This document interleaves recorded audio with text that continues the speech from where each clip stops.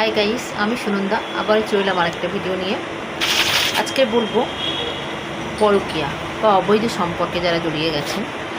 যদি এটা দু ক্ষেত্রেই হতে পারে, স্বামীও হতে পারে বা স্ত্রী হতে পারে।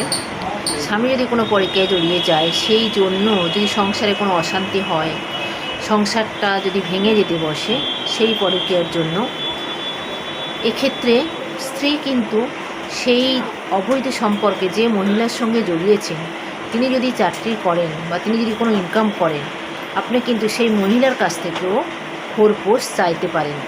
এটা আমাদের সুপ্রিম কোর্ট রিসেন্ট এক জাজমেন্ট দিয়েছেন যে স্বামী যদি কোনো যিনি চাকরি করেন এরকম কোনো সম্পর্কে জড়িয়ে যান, অবৈধ সম্পর্কে, আর সেই সম্পর্কের জন্য যদি সংসারটা ভেঙে যায়, তাহলে কিন্তু আপনি সেই মহিলার কাছ থেকে আপনি খোরপোশ চাইতে পারেন বা তার কাছ থেকে টাকা দাবি করতে পারেন।